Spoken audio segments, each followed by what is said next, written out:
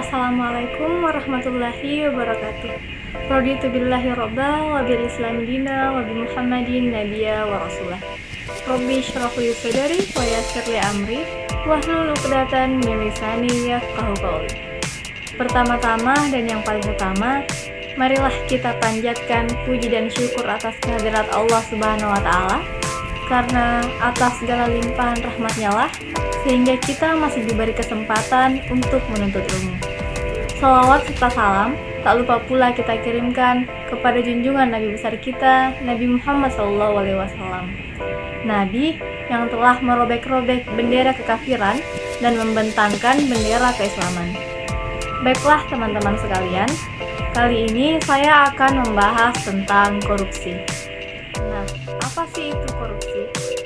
Jadi, definisi korupsi berasal dari bahasa Latin, yaitu corruption atau corruptus.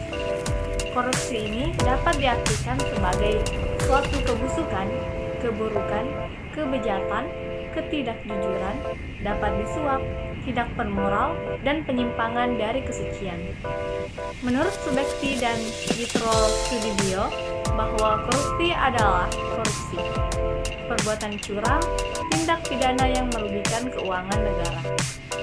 Perbuatan korupsi ini juga menyangkut tentang sesuatu yang bersifat amoral atau tidak bermoral, sifat dan keadaan yang busuk, menyangkut jabatan instansi atau aparatur pemerintah, penyelewengan kekuasaan dalam jabatan karena pemberian, menyangkut faktor ekonomi dan politik, dan penempatan keluarga atau golongan ke dalam kedinasan di bawah kekuasaan jabatan.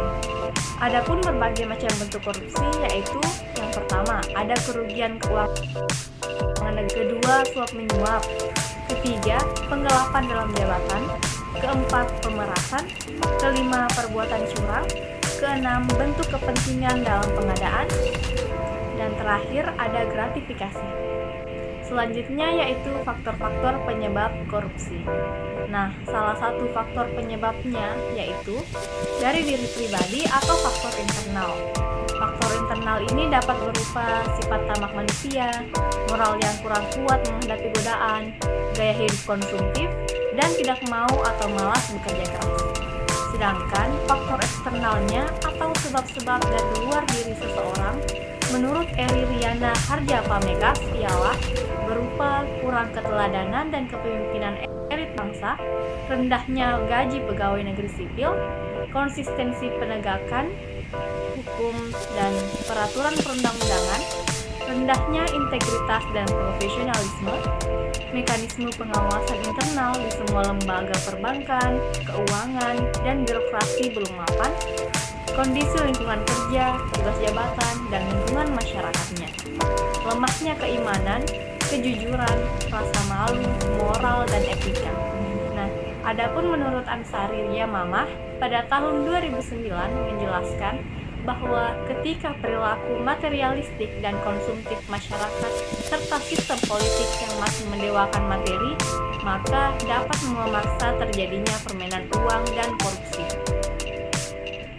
Teori perilaku korupsi menurut teori means ends scheme Robert Merton menyatakan bahwa korupsi merupakan suatu perilaku manusia yang diakibatkan oleh tekanan sosial, sehingga menyebabkan pelanggaran norma-norma. Nah, sekian yang sempat saya sampaikan kali ini. Jika ada kesalahan, mohon dimaafkan, karena saya juga manusia yang tak luput dari kesalahan. Billahi fisabilillah, fastabiqul khairat. Wassalamualaikum warahmatullahi wabarakatuh.